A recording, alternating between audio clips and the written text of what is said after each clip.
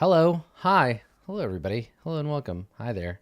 How are you? I'm good. I'm doing well. Hi. Hello, friends. Imagine, if you will, a deep niche. Narrow and powerful. Hi, Genthar. Welcome. A deep and powerful niche carved into the surface of Twitch. Upon that surface are tens of thousands of people playing video games. And as we descend into the niche, we pass by people playing role-playing games. Then we pass by people talking about role-playing games. And somewhere, way the fuck down here where we are, in the grim darkness of the Marianas Trench of streaming, you find designing tabletop role-playing games. So hello. Hello and welcome to the bottom of the niche. I am happy to have you here with me, my friends, because it means that you're interested in looking at a Google document with me for several hours. We're going to talk about designing a game, and we're not going to just talk about it. We're going to fucking do it. LJ Star, welcome back. Thank you very much. Yeah, so down here, the bottom of this very sexy game design niche, we're gonna keep working on the World of Dungeons X Court of Swords other thing. I have a to-do list of stuff that I wanna work on today, and yeah, I'm gonna do it. The reason that I do these things live, the reason why game development live is a thing that I do or I'm interested in doing. Our illustrious champion returns. Welcome back, drummer boy. Welcome home. Is because I like bouncing my ideas off of people. Our illustrious champion returns. People like Welcome Lamb Eternal. home. I like bouncing my ideas off somebody. I am not good at solo design. I'm not really good at like Our illustrious ideation champion of any kind on my returns. own. Welcome Harlow, home. welcome. Thank you. 31 months, Harlow. Damn. So I'm not about, like, if I tried to design this game myself, it would never get done. So doing this with you means that I schedule time to do it. I do it. And as I am doing it, I get to see what other people think. You have returned. Welcome back, Gwen. It's not so much that I can't come up with ideas, but sometimes for me, it's nice to just be like, yo, is this stupid? Is this a really stupid idea? Am I a moron for thinking this is cool? And y'all will catch stuff that I won't, little bits and pieces. So in a way, we're editing as we design, right? Like I'm peer reviewing this as we work on it. Muffin Manifesto. Hello, Tokyo. So let's get into it. You want to see my fucking, see my spreadsheet? It's not a spreadsheet. I have a table, but there's no spreadsheet. Okay. So we've got some basic stuff. I'm not ready to iterate or like edit. So if you have feedback on like the stuff that we worked on before, certainly keep it in mind. I want to push forward. I'm not going to review the stuff we already did unless I need to go back to it particularly. But the idea here is to, I design quickly. I try to bang out ideas. I am of the mind that you design drunk and you edit sober, and it's a metaphor. I'm drinking water. But you know what I mean? Like you create without stopping to think if what you're creating is good, and then you make it good later. Our illustrious champion Matthias. returns. God damn. Welcome home. Welcome, Matthias. Thank you. That's very kind of you. Dr. Freeze, welcome back with the 15 months. Y'all are the best. All right. So that said, Welcome to the maths. cross the boss. Should we start? Let's start. Let's get into it. Okay. So here's some shit that I need to figure out. Magic. We need to fill in how sorcerers and scholars and priests and all that shit and shamans work. We need to figure that out. We need to figure out what fighting and dying look like, because in this game, they matter, right? Fighting things, getting killed by stuff, killing other things. Violence is a part of this game world, and I want to make a system for it. It is a role-playing game in which advancement matters, and I would like to reward players for doing certain behaviors. I would like to incentivize them with rewards. Now, I think we've got some of the reward structure. I do not know what advancement looks like, but it's something that I need to work out. And then I need to figure out equipment. We need to do specifics, like the types of equipment that characters might have. We need to figure out the equipment system and how it interacts with some other bullshit like weapons and armor. I need to flesh out the adversary section and then GMing stuff. So game mastery and how to do it. So rules for that. And I'm thinking, I had an idea this afternoon, and I'm going to make a note of it somewhere. Let me just like scroll to the bottom of the thing here for my GM stuff. I was thinking what I want to do with advancement. Oh yeah, this is my list. Oh, okay. And I also forgot, no, this is all GMing shit. Okay. You have returned. Okay, so I'm going to cut all this stuff, and actually we'll just start our GM chapter here. GM stuff. And then advancement needs to go in its own chapter. Get out of here. And I had an idea about GM stuff being seasonal. So like, Joe Goes Live. Thank you. Welcome back. XP and advancement. That'll be this chapter. Make that a subheader. Okay. So, for the GM stuff, I wanted to do, agenda and principles. Moves and then seasonal moves. Or, like, alternately, like, seasonal principles. The point here is that the game is governed by the sort of cluster collection of fire, earth, water, air, void, or cups, swords, wands, whatever. So the idea here would be like you play the game differently based on the season that the game takes place in. Now, it doesn't mechanically affect the players. This isn't Mouse Guard, but this is the GM style changes. You have to make different moves according to the season in which the game takes place. So the season of fire is a season of certain types of activity on the GM's part.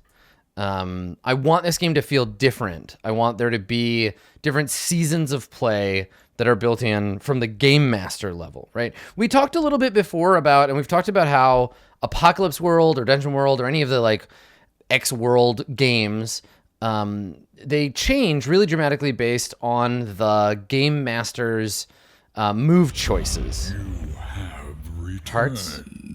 Welcome back. So like the game master's choices in Apocalypse World are limited only to the things you can do as a game master in Apocalypse World. If it's not on your moves list, you as the game master cannot do it. So what I mean by that is I'm looking over here because I'm pulling up the Apocalypse World PDF. And I just want to like give you an example of what I'm looking at. Champion returns. Welcome home. 5 monkeys. Welcome. Yeah, okay. So Powered by the Apocalypse. I have all my PDFs and shit very heavily organized. 2nd edition, Apocalypse World. Okay. So in Apocalypse World, pour exemple, if you are the game master, the things you are allowed to do include, let's see here. Oh, Vincent. What have you done? Let's see.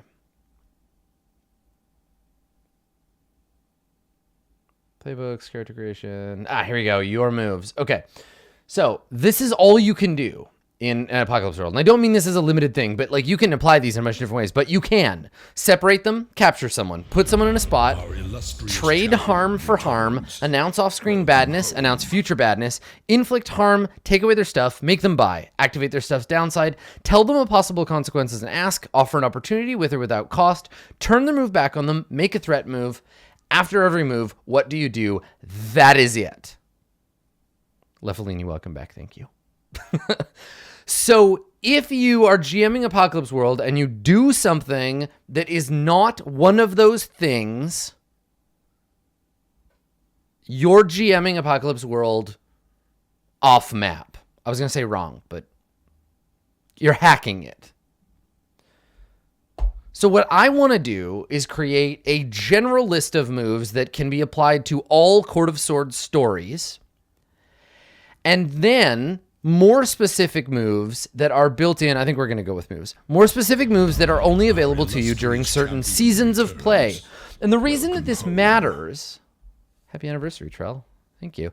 The reason this matters is because I want players to feel like the universe changes according to the cosmological arrangement of the seasons, right? In the same way that alignment affects who you are, I want the seasons to affect the narrative of play. Make sense? So this was a thought I had while I was getting my mail earlier, and I noticed that it was fall.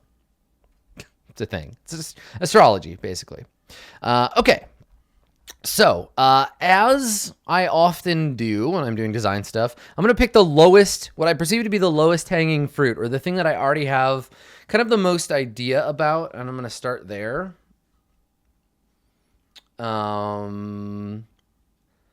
So I think the most natural evolution from what we were working on last time is probably magic. Probably magic. So let's take a look at what we need for a magic thing in a game. I've noted cast spells. Right, we have the four styles of magic. Right, there's cast spells. There's channel. There's miracles and conjuring. So let's go and work on those. And we'll talk about what each thing is.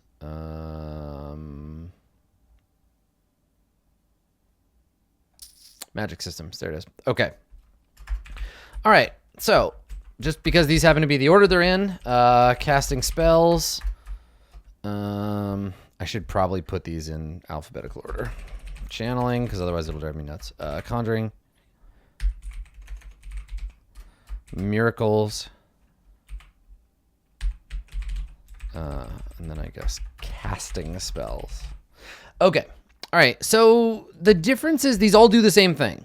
In the cosmological bullshit of the universe, these are all ways for human level entities to access the grand power of the fountain. The power of the fountain is like the Tao. It's like the Force. It's the bullshit magical energy field that permeates the universe and gives it sustenance and ability to exist. Yakov Peterson, welcome to the squad. So the fountain emits power into the universe. Welcome home. Hi, Maddie. Welcome back. It emits power into the universe, and certain types of people grab up their stuff. They grab up this stuff, and they use it to make things. So let's talk about what casting spells is. So casting spells is the domain of the scholars. It tends to be rote. It tends to be predictable. It tends to be inflexible. It tends to be God, what else? It tends to be like I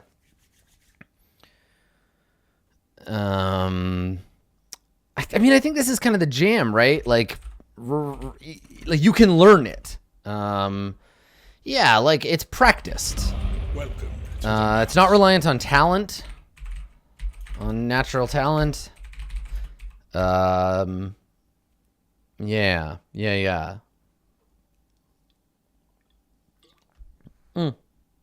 BM Prager, welcome.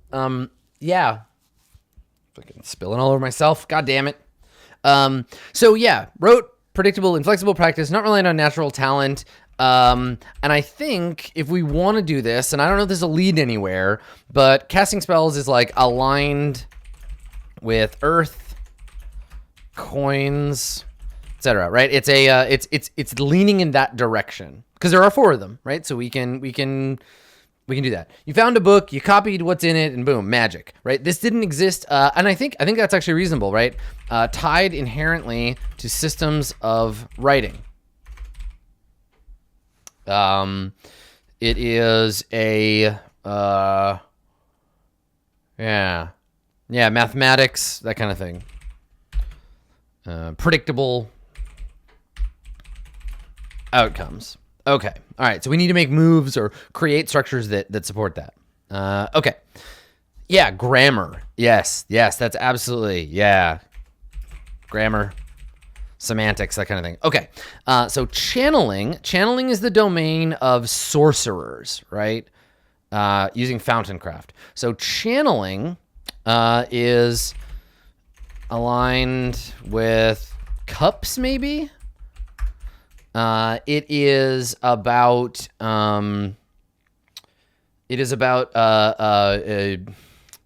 being a vessel, right? Being a vessel, siphoning, funneling, guiding, but not creating, right? It's about taking the ambient power and facets, like bending, right?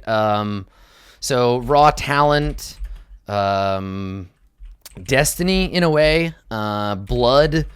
It's about bending and adapting, right? Adaptive, flexible, but also costly, unpredictable, chaotic. Hard to control. Wild talent. Like, I'm just spitballing some stuff, right? So yeah, it's about cost. Okay. Conjuring. Conjuring is the domain of sorcerers and druids, or of druids and shamans, right? So it's about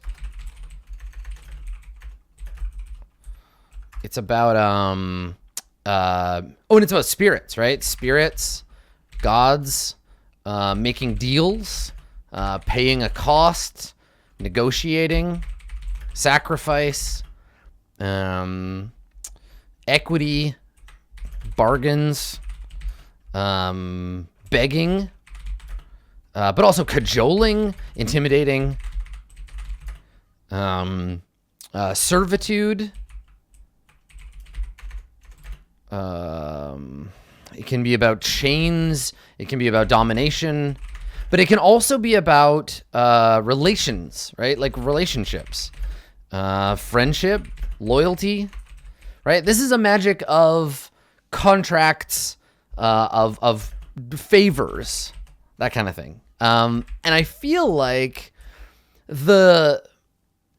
it's funny because, you know what? This might not be aligned with earth or coins. Now that I think about it, this might be aligned with swords. We'll go back and we'll look at our alignments, because conjuring might actually be coins, like a magic of like exchange, right? And then miracles. I think miracles might. I mean, it could be cups too, but miracles is about faith, right? About giving.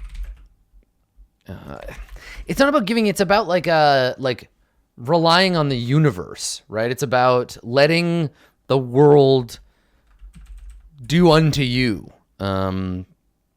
Performance. That's a good one. Ritual, bonding. It's about belief, because it's also like wrong. Miracles are the wrongest form of magic. Which is cool. But it's also about like civilization, about community. It's about surrender for sure. It's about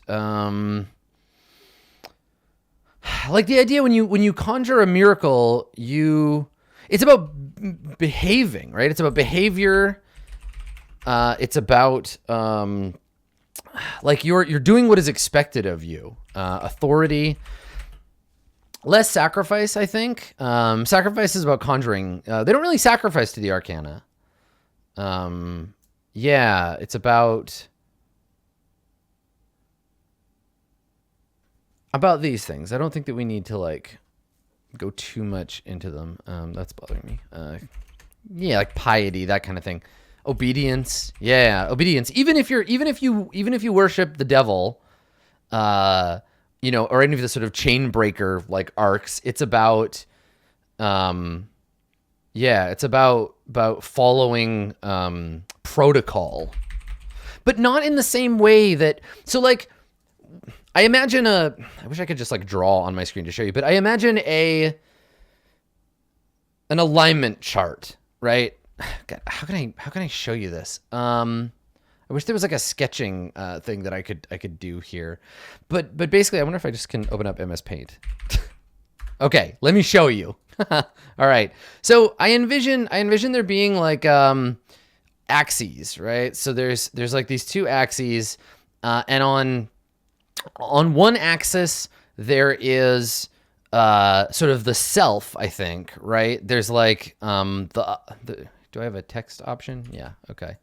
There's like other, and then on another side there's self, and then there's like there's law and chaos, basically. So like the idea of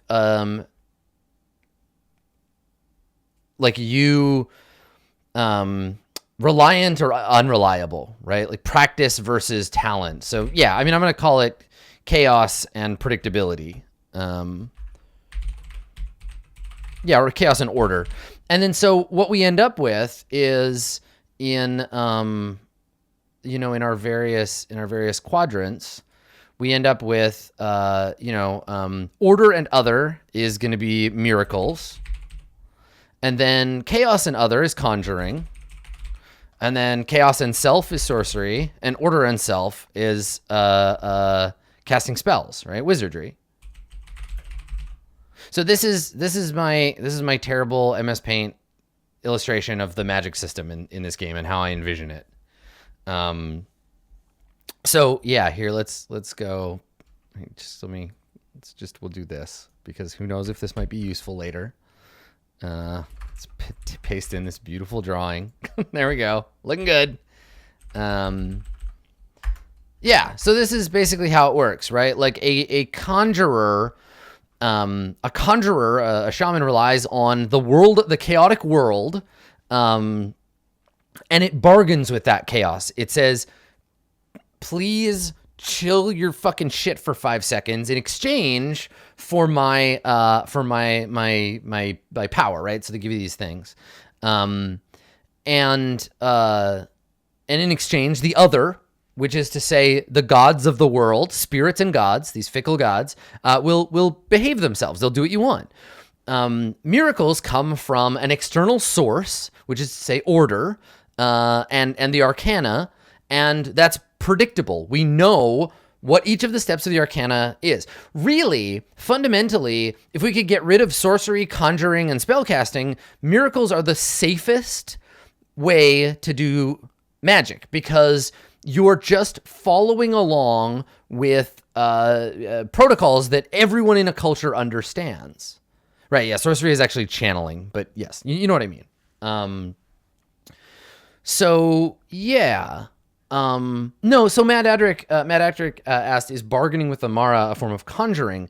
I don't think so. I think bargaining with the Mara is not magic. I think that's just... It's similar maybe to conjuring, but a conjurer has some degree of power in that situation, whereas a Mara, that's a different situation. So casting spells is about acknowledging the self as a god, right? The idea that it's, what is that called? Gnosticism, maybe? It's a kind of Gnostic thing where I am the vessel of the ambient power of the universe, and so are you, and so are you, and so are you, and so are you. Everyone is. but you are a shut door until you learn to open that door by way of casting spells. Sorcerers, or in this case, did I just call them sorcerers in this? I think I did. Yeah, sorcerers, fine. So sorcerers are born an open door. And for them, it's just about trying to, like, there's a torrent of magical power flowing through them, and it's about trying to bend that power to do what they want. Yeah. So that's how I envision the ways. I mean, the thing in the middle, right? If you're looking for that is, right, like, all of this is the power of the fountain. And that shit is everywhere and all powerful because that's how it fucking works, right? So that's a thing. Okay. So this is kind of how I see this. A character who is a warlock in D&D, if you were converting them to this game, you would have to figure out either they're a sorcerer who just doesn't quite get that they're the source of their own power, or they're conjurers who have made a pact with some elder god or some forgotten god of the earth. Or they're not a spellcaster at all. There's something else. There's some other fool who's made a pact with the Mara, and the Mara have given them some special moves they can make, right? And that would be like supplemental to this, or maybe we'll be able to like talk a little bit about what would happen if you make a pact with the Mara. But I think they just give you custom moves. Super depending on how you come at it. But I don't like the idea of of a warlock as being like a thing. I'm of the mind that if you are bargaining with Amara, you are their pawn, and you've got some other shit going on. Our illustrious champion returns. Welcome home. Cora, welcome back. Yeah, so we'll talk about that. We'll get around to that. They're not on my mind, or I would have put them as an option, right? I can envision a world where the Mara and humanity align to destroy heaven. Our illustrious champion returns. Saragon, welcome home. Welcome back. So I can imagine this universe where the Mara and humanity align to destroy heaven, because, as we've talked about, heaven doesn't have individuals' best interest at heart. Heaven wants to reunite everything in the universe with the fountain and basically get us back to that place where there was no world at all. The whole world is just dissolved. The Mara want the world to exist, and I think most humans probably would too. So I could see there being a holy war here, and we could fill that space out. But this is not that world just now. Yeah, okay. So here's where we're at. Let's talk a little bit about systems for these things. Now, I'm tempted to start codifying these as additional moves, but I'm wondering, the more we do that, the more we get away from this core resolution mechanism, right? This bad boy, the whole kind of guts of the game. I would really like it to be a singular mechanism that players and GMs can then build onto. So maybe I don't want to do that right now. So let me think about how we can make magic, right? What can we do that doesn't mean roll this, add this stat, and these things happen? I think you can bargain with. So okay, let's just start here. So let's clear up what our spell casting abilities are aligned with. Doesn't mean you always use that stat, but let's talk about these things. So okay, casting spells feels to me. Oh, you want to see the core mechanism in chat? It's literally just the thing from World of Dungeons. There you go, Jed. So okay, so let's align these. I don't know if these are gonna have any mechanical purpose. If they don't, we'll just trash them. But I think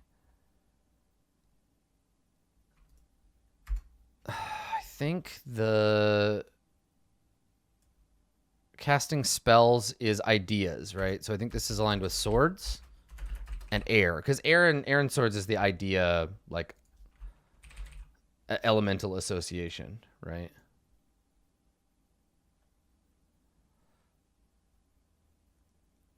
Okay. And then channeling is fire, I think. Fire and action. So wands and fire. Conjuring is cups, right? Cups and water, because you do it with... No, coins. Conjuring was earth and coins. And then, yeah, miracles was your heart. It was cups. Yeah, cups and water. Okay, good. So... I think the thing... How do we... Okay, so... Basically, when you want an effect to take place... This is the how do you screw in a light bulb thing, right? Spellcaster casts the screw in a light bulb spell. Channelers just want the light bulb to get screwed in really hard. Conjurers get a spirit to screw in the light bulb, and miracle workers pray until the light bulb screws itself in. So let's see. When you cast a spell, how do we without...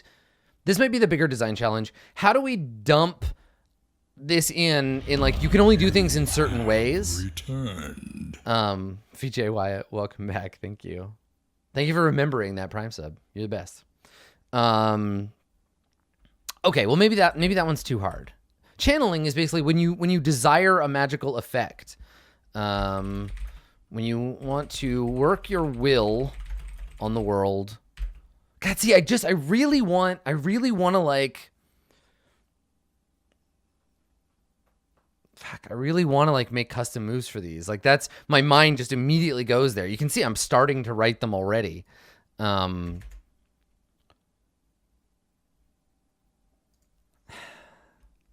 did John do this in, I mean, maybe that's the thing. Maybe I'm second guessing it. Maybe magic is sufficient enough to do that. I'm just worried that I'm going to have to go back and do like a bunch of other bullshit custom moves. I don't want to redesign Dungeon World, is what I'm saying. Let's see. Do I have a copy of World of Dungeons available to me? Yeah, fuck it. You know what? I'm not going to equivocate. I'm just going to fucking do it. Okay. So we'll go from here. So, when you... Incant? What's the word here? I mean, yeah, vampire, you got it, right? Like this is very specifically mage inspired, right? Like in mage, all magic is the same. We just are dumb and don't know how to tap into that until we're super powerful. I just don't want to...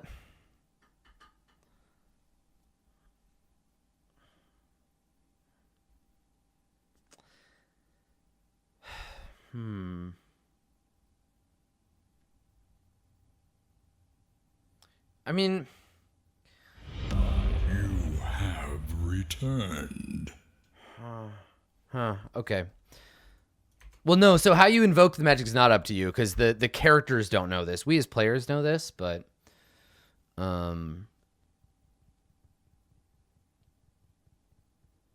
Yeah, okay. Well, let me start with an easier one. When you invoke a magical effect appropriate to your to the arcana you worship, describe the effect. When you invoke a magical effect appropriate to the arcana you worship, describe the ritual and roll, what do we say, plus an appropriate stat? Because I want this to just be, yeah, roll plus the appropriate stat. So your ritual might be different depending, right?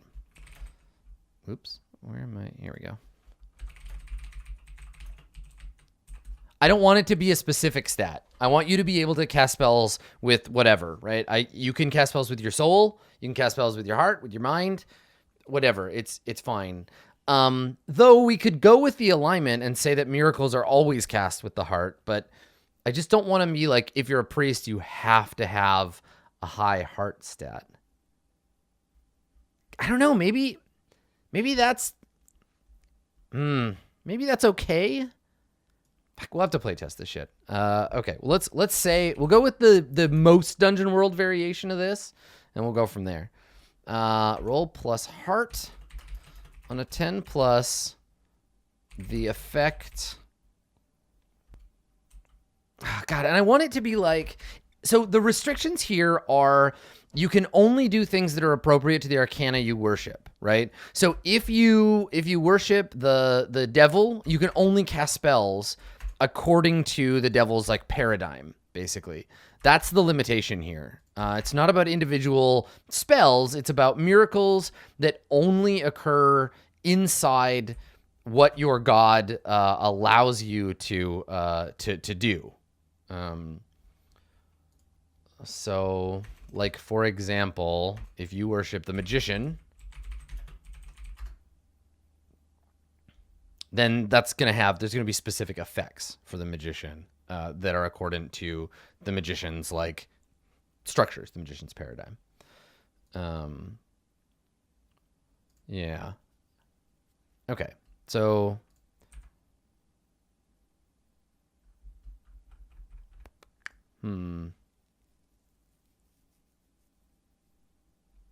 Sure. Okay. Good. That's fine. This is okay. What happens, right? According to these things, right? On a 10 plus, the thing happens, basically, right? Like on a 10 plus, the arcana grant you the miracle. Grant you the miracle's effects. On a 7 to 9, the gods like demand something of you, right? Like the arcana demand an act of devotion. On a miss, your hubris, like you don't get what you want and they punish you, right? Yeah, well, and this is the thing, scale is here. Like, I don't care. I honestly don't care. If you want to invoke a magical effect that is appropriate to the arcana, if you were the tower, so maybe we should say, like, describe the ritual. The point here is the GM will say, no, this is not appropriate. So, like, the part of this is and a big part of this game overall is the game and the table being like, yeah, that doesn't sound appropriate, or like that sounds like you're just trying to get too much out of the ability, right? Like the idea here is the GM and the other players at the table will help you. I think so. This needs to be like describe an appropriate ritual. So, like, if you wanted to use the power of the tower to, like, knock down a whole city, the appropriate ritual would take time and effort. Fuck, are we just... Nope. I just realized that this move is not... It's not a roll. It's totally not a roll. This is just the fucking ritual move. This is the savvy head move. That's all this is. A miracle is you invent the ritual, the GM will tell you what it takes, and then you fucking do it. So, like, if you say to the GM... I just want to like cure this broken leg. The GM will say, cool, you can do that in 5 minutes. You just need to like say the magic words and like, I don't know, spit over your left shoulder. Cool. You get what you want. So that's what this is. This is totally the savvy head move. So let's look at workshop and then we'll bend it. So, workshop move. What is it actually called? Just look at the savvy head. Okay, so this is a big move. So we need to. I'm gonna just straight up rip off Vincent here, and then we're gonna bend it appropriately. But yeah, you're basically just using the universe to get what you want. Okay, all right. So when you pray to the arcana for intervention in the affairs of mortals, describe what you want and tell the GM. The GM will tell you the gods demand. Okay, so what the fuck's going on with this? Get out of here. There we go. Okay. All right. So what are let's think of like a half dozen things that the gods make demand, right? The ritual requires many participants. The ritual demands time. A great deal of time. I don't want material sacrifice. I don't think we don't sacrifice to the Arcana.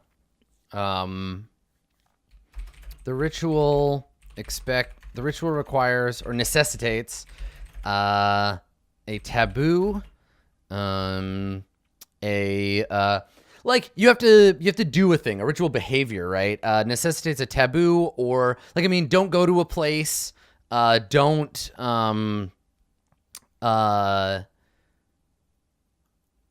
talk to a certain person, don't, like these kinds of things. Let's see. The ritual requires a specific location to function. Let's see. Yeah, something like, it necessitates prescription, taboo, or proscription, not a prescription. What else? The ritual demands. Yeah, exactly. Say 10 Hail Marys, wash a chicken, walk backwards 3 times around the temple. Speaking of which, the ritual demands the conversion of someone faithless. That's a big one. The ritual requires a shrine, temple, or wat be built.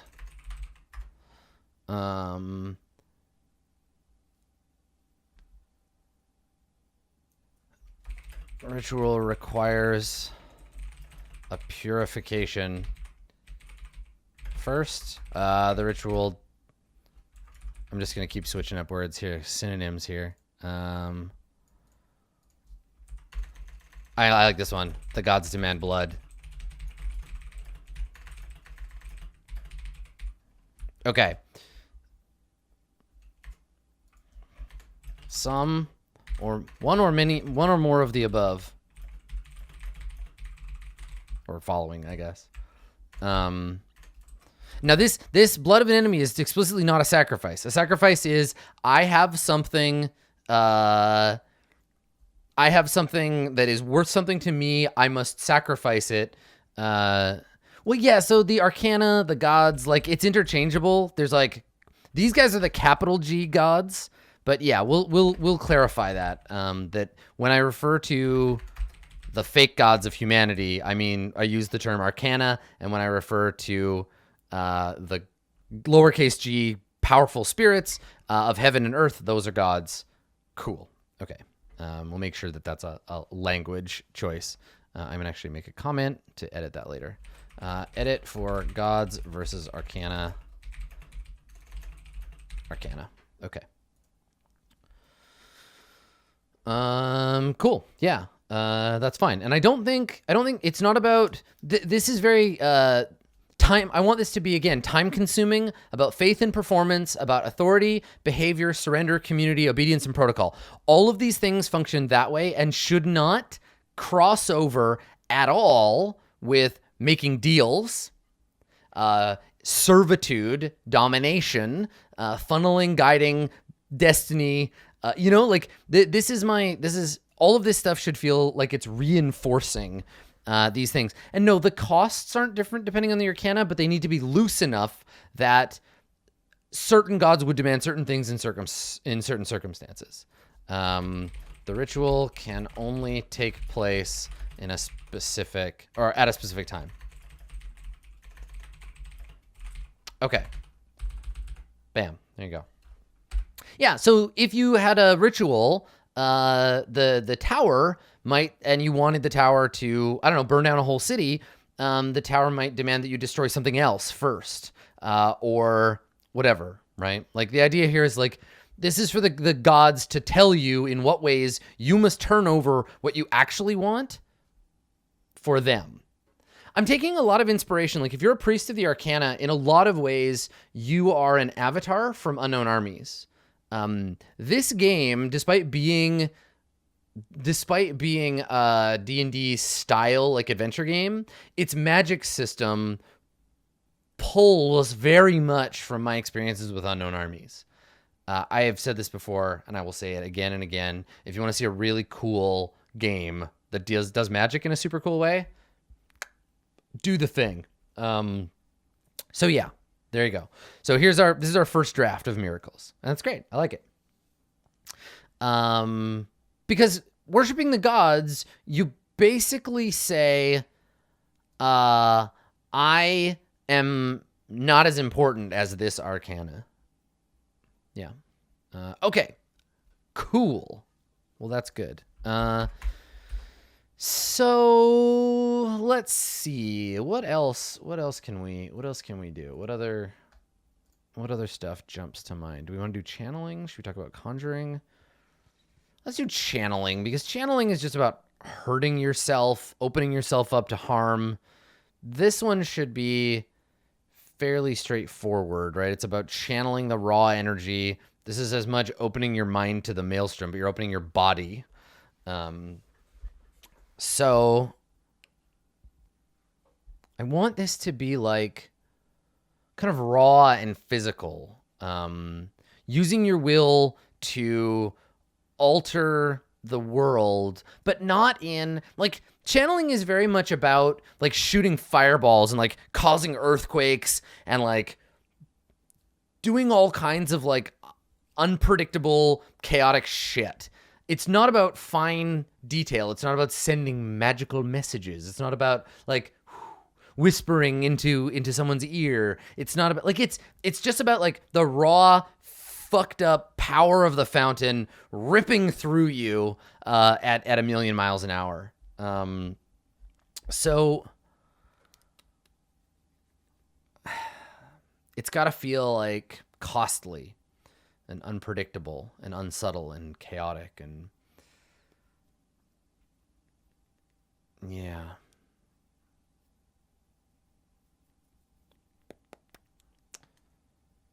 So it's like when you attempt to control the power that flows through you to conjure. God, it really feels like the fucking druid elemental mastery move. Maybe I can just jack that. Let me look at it. We'll steal it and then we'll mess with it a little bit. Because elemental mastery in Dungeon World is, let me see here. How did I write this move? There's no point in repeating myself if I've already done the work. Where are you, you druid? Druid, here we go. Elemental mastery. You call in the primal spirits to perform a task for you. On a miss, some catastrophe occurs. Oh, this was like a spirit messing with one. Maybe I'm thinking of another move. Okay. Yeah, I want it to be like immediate elemental like effect. Yeah, it's a wild magic thing. When you attempt to channel the power that flows through you to create a magical effect. Because it's like the power is always there. And this is just choosing. This is going to be a like pay the cost kind of one, right?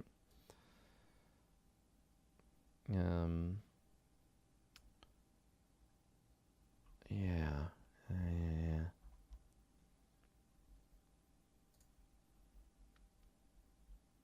Okay.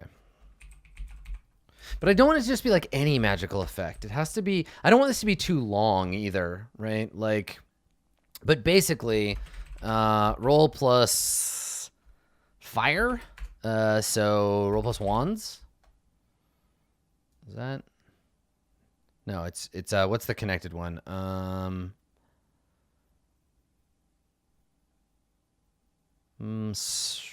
Mind, heart, body, soul. This was soul. Yeah.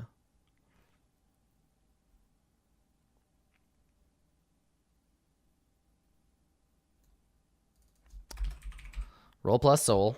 And roll plus soul on a 10 plus, choose 1. On a 7 and 9, choose 2. On a miss, all 3 or something worse will occur. So the things here are like your body pays the price. Someone or something else pays the price. And the effect is contained and specific.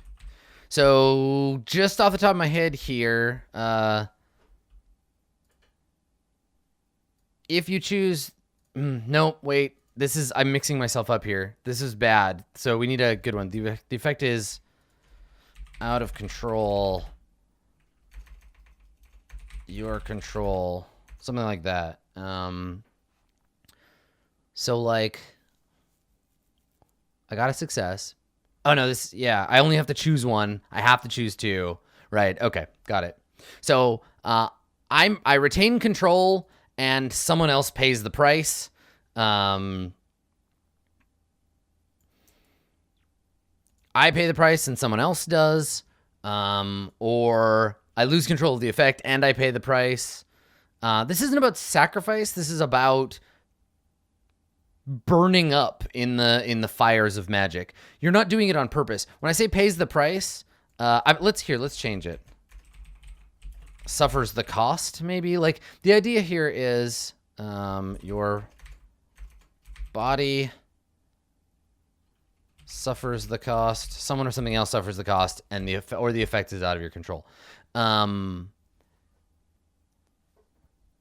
the only way that you, I mean, the thing is here, if the effect is out of control, that means no one pays the cost because the cost isn't. No, I dig it. Okay, I like this. So what will help the GM work these out, because the GM chooses what this is the GM moves, right? So maybe your body suffers the cost might mean, cool, like take some harm, right? It might mean you like your arm burns off, right? Like that's well within depending on the effect. And again, I want the GM to have a ton of flexibility to deal with this, right? Yeah. Okay, cool. I like it. So the idea here is that you describe whatever you want to have happen. Like, all right, I crouch down and I call forth the power of the fountain and funnel it into the earth as pure, raw hate. I hate you, earth. I want to be able to fly because I hate the earth. I have to escape it with my hate. My fountain is hatred. So you roll and okay, cool. I get 1. I'm going to choose someone or something else suffers the cost. I cause an earthquake, right? The earth hurls me into the air, but like somewhere else, chaos. And what I'm thinking of here is, here's another inspiration. This one is a little bit like, I'm thinking about orogeny. It's the magic system in the 5th season.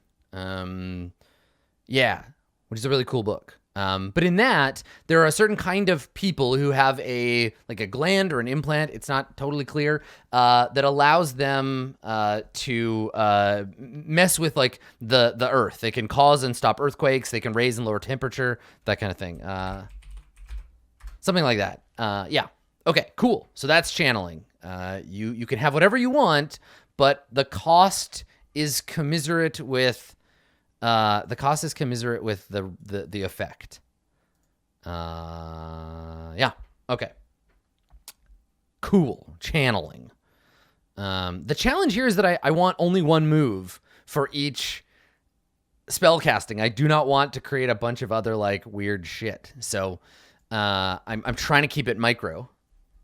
So let's talk about casting spells or conjuring. Conjuring is when you bargain with the gods of heaven or earth.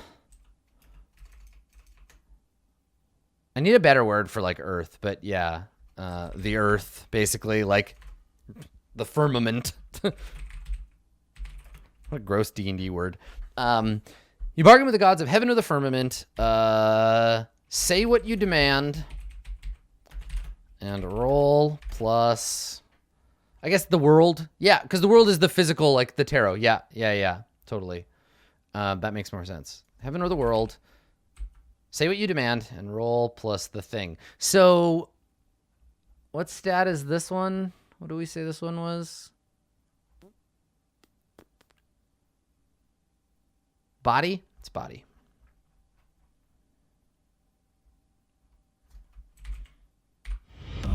Our illustrious champion returns. Welcome back, Pat Rowdy. Welcome home. Your magic. Roll plus body. On a 10 plus... on a 7 to 9. And I think this is just manipulation, right? This is just one of those social moves. So let's take a look at Monster Hearts. Monster Hearts is a great place to draw inspiration from for this kind of thing. So in Monster Hearts, when you try to get someone to do something that you want, you are...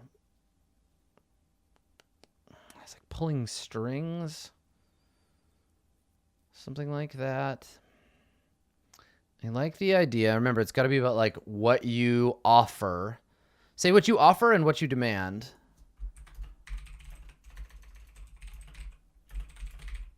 And roll plus body.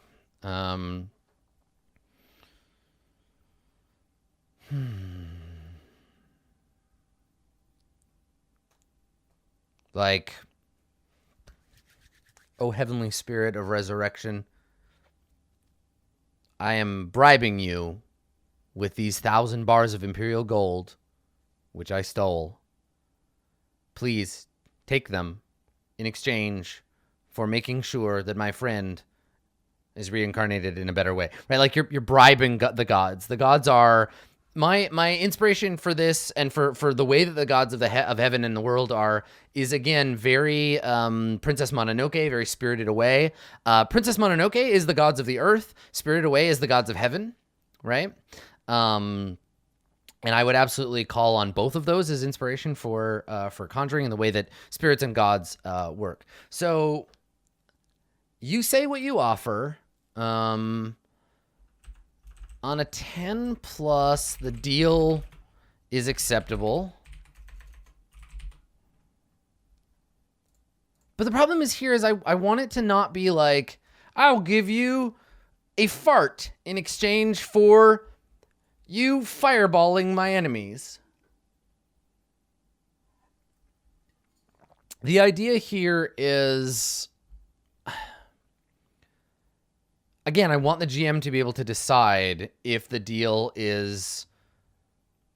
They can even start the deal, right? If it's even reasonable. Because you know how like players will offer the least of what they have.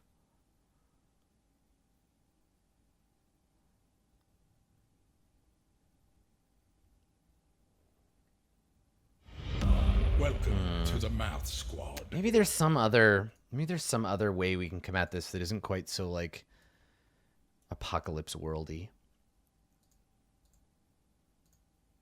Let me take a look, because we're just fucking stealing shit right now. So let's take a look at, let's see.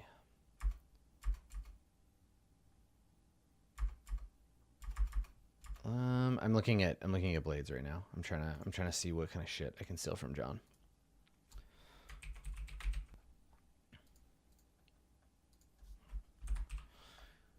Yeah, I want this to just be about like ask the GM asking you like, what are you willing to give up? Right? Summoning supernatural effects. All right, let me see. What do you think, John? What's your suggestion? So, what does the ritual do? The player asks, what must I do to perform it? What is its price? The GM asks, what new fear? Oh yeah, I like this. I like the back and forth. Okay, let's steal from Blades for a second. So when you wish to bargain the gods of the world or heaven, tell the GM what you offer to lure them to you and what you desire. The GM will ask you what you're willing to pay. Because the idea here is like, GM, I set forth an offering to the spirits of the dead. And I offer up a persimmon and 3 sticks of incense. And then the GM says, okay, that is enough. What do you desire of the god? This god comes before you. What do you desire of them? You say, the GM will ask what are you willing to pay for this? And then, God, is there even a move here? Like the bargain might just be a conversation. Okay, you know what? I was about to say I just don't want the GM. I trust the GM more than I trust the players. These rules are for the players. The GM, we will write rules for them later. They will act according to their principles and agendas, and we will trust them to play and not be assholes that wreck our game. So, this will happen. Yeah, Conjuring is not fast. The GM will ask, if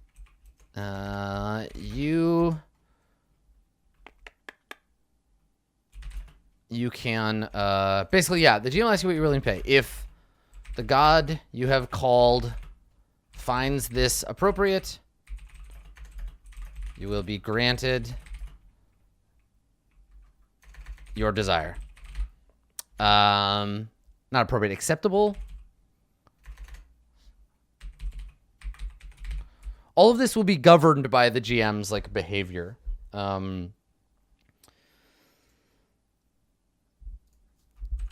To be granted your desire. There may be additional... I don't want this to be too long, right? Like, I like it not being a move. I mean, it is a move because it's specific protocol behavior, but it's not any more or less a move than this, right? Dear God, I want a thing. God says, do this thing first. In this case, dear gods, here's what I have. Give me a thing. What are you willing to pay? Okay, all right. So these things. So there's no roll. It's still a move. With or without future ramifications. The idea here is that you're just allowed to bargain with the gods. Other people might be able to do this, but they're not conjurers. They're not shamans. So I'm okay with this for now. Okay, how can we make rote predictable spellcasting? God, this one needs to be the most traditional move, right? This one could just be like, do this thing. Well, so scratch and sniff. What's the difference between miracles and conjuring? Very little. Right? Like, they're structured very differently, but ultimately, anything that's required of you for a miracle, conjuring could also be. Also, the gods are real and petty, right? And that's going to be part of, here, I'm going to make a note here. The gods are real, petty, and often just kind of shitty and selfish. They used to be amazing and powerful and huge and cool, but now they are just wizened and sad and spiteful. Humanity and the Arcana have ruined them. And they know it. Boop. Okay. All right. Cool. And we'll give the GM, we'll give them stuff to do with this. Yeah. Okay, great. So, casting spells. I want you not to be able to do a thing if you don't know a spell for it, but I also I want there to be like a certain number of spells that you can only cast them, but I don't want to do like kind of Vancian like bullshit. The only constraint here is that it's super predictable. It always happens the exact same way. It's very binary. It's not about success or fail. It's about, yeah, like hold or something. Something like super, super predictable. Like, my name is Glorious Sorcerer Wu, and I know the 15 holy spells taught to me by my master and taught to him by his master. This is like, yeah, like Taoist sorcery or some shit where like you just only get a certain amount of things. I want it to feel inflexible, but if you fuck it up, I want it to be, what will happen to you when you fuck it up. So yeah, maybe spending hold is the thing. Because spending hold is just, the predictable thing is you lose hold.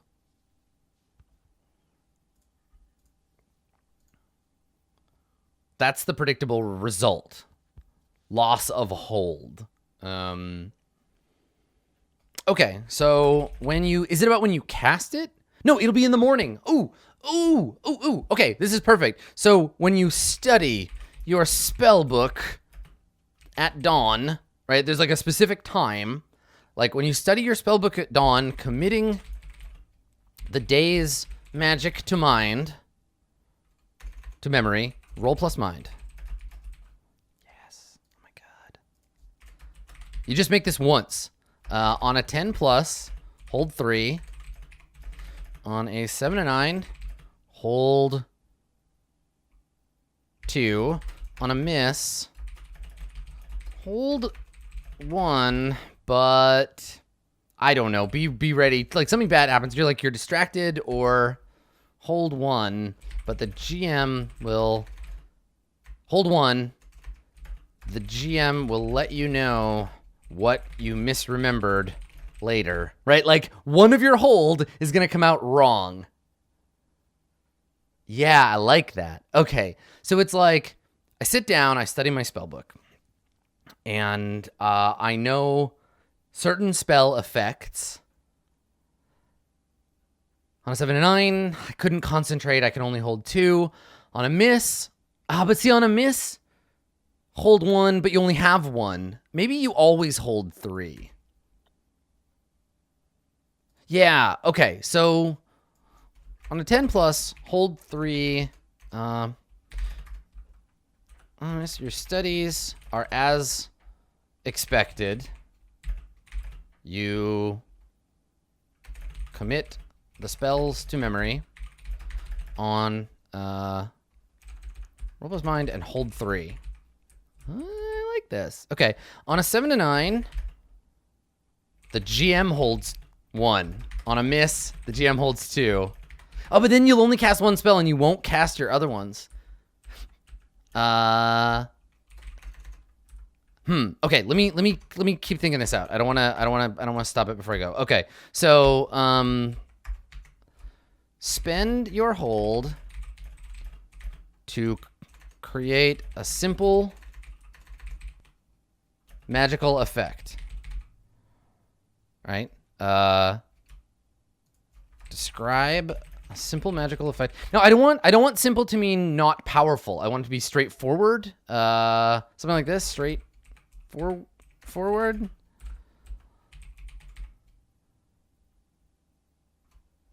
Yeah, right. The GM also holds. Yeah, you're right. On a 7-9, the GM also holds 1. On a miss, the GM holds 2. Something like that. But yeah, describe a straightforward magical effect and spend hold to make it occur. Name your spell and, of course, okay, specific. Yeah, like it's gonna be straightforward. It can't be like I conjure a fireball that turns into birds and then a bunch of other whole shit, whatever. Okay, the GM, when you cast your spell, the GM may spend hold to add a complication. The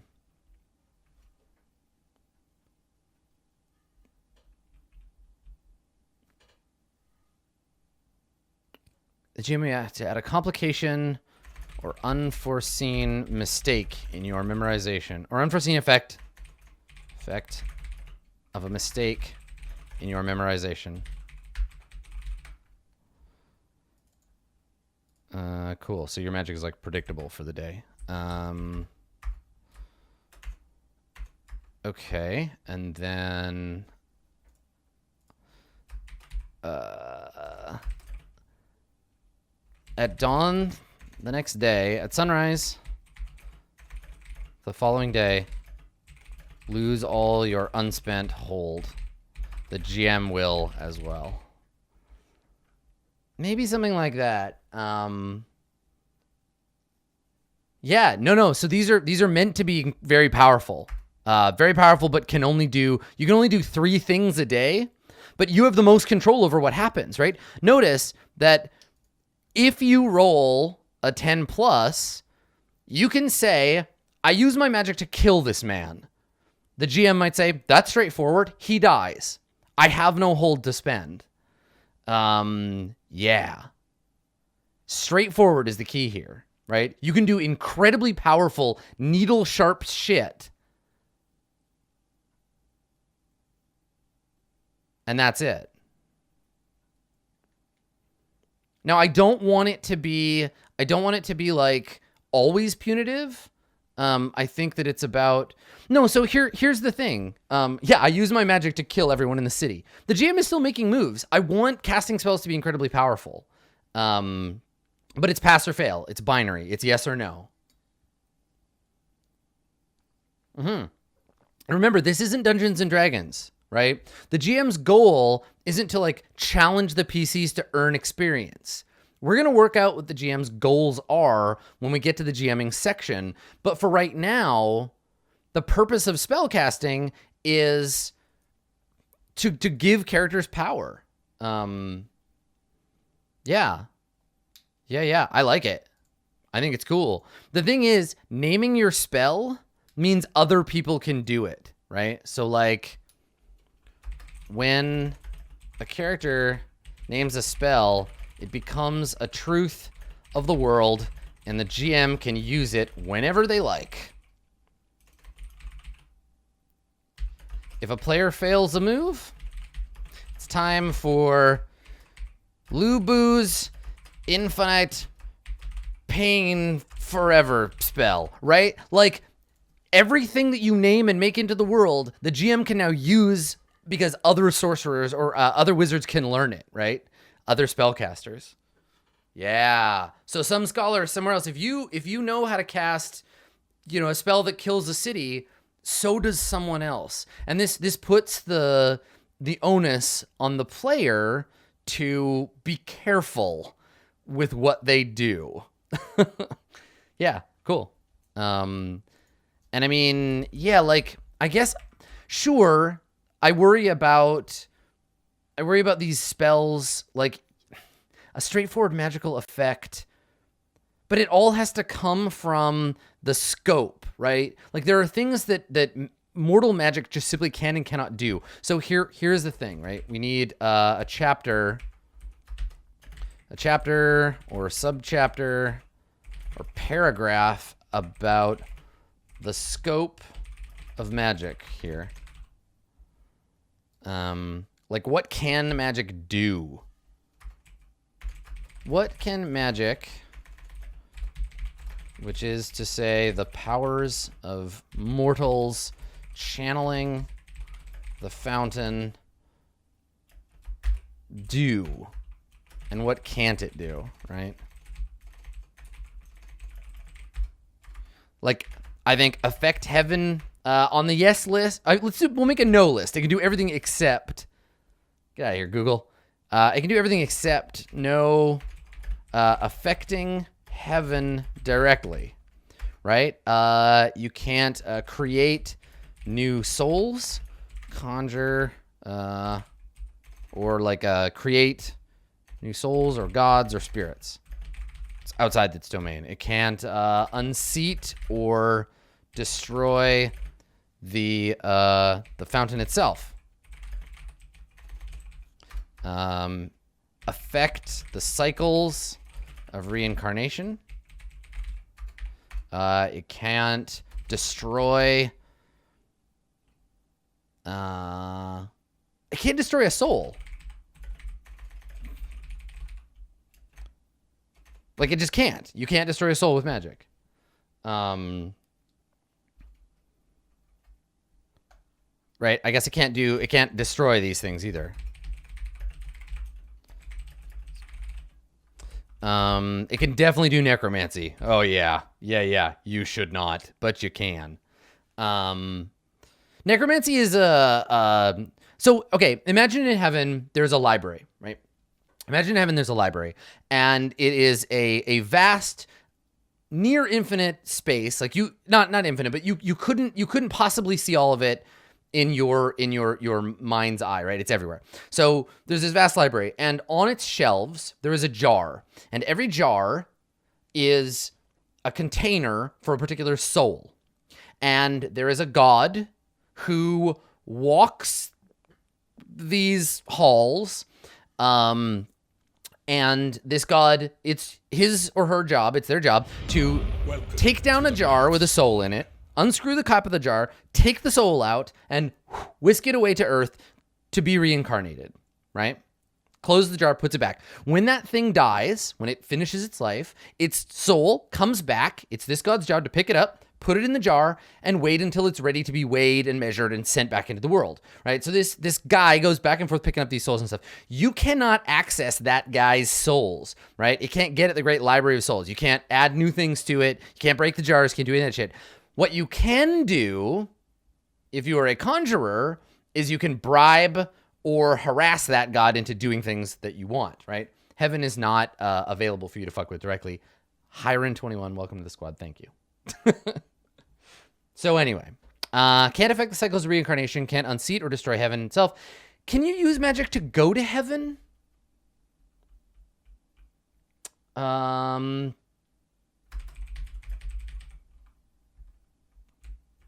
Can't affect the cycles, affect elves. They're just immune. Like, you just can't get them.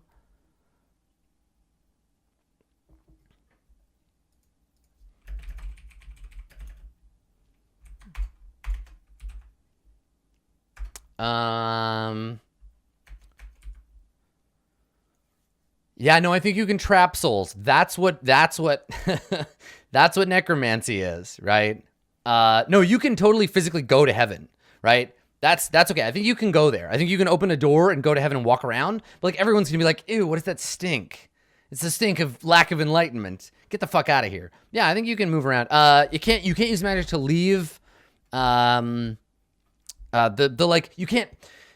can't go from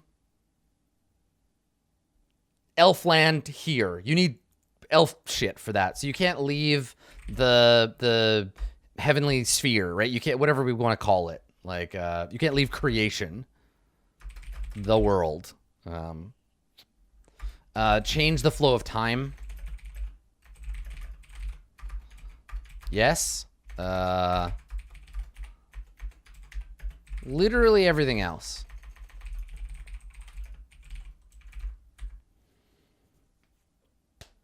Yeah. That's how I'm feeling. No, I mean, I'm not going to call them elves. Like, whenever we get around to describing them in this, they're just elves because that's D&D. Yeah. You can't change the flow of time, but you could certainly change your perception of it. Yeah. No, necromancy is a totally other thing. It's not any of these four things. And I think true necromancy in my version of the game, in this, Micro Court of Swords, like, RPG. True necromancy is different. Yeah. Yep.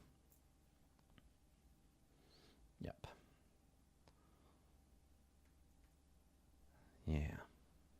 No, I mean literally everything else. Like you can do anything that's not on this list with magic. An animated body is not necromancy. No. It's it's offensive. It's gross. It's culturally inappropriate. But like, fuck it, right? Like, sure. I mean, that's what the tower did to Ramus. Ramus is just a fucking zombie. He has no soul. He's a soulless nobody. He's a husk. He doesn't exist. He's gross. Yeah. He just happens to be like an incredibly human-like zombie. Yeah, if there's a Khmer word, like a derogatory Khmer or like otherwise like Vietnamese or Cambodian like word for the French, that's like gaijin, but for French people, like colonial French people in that era, I would love to call elves that. Yeah. Cool. Okay. So yeah. Cool.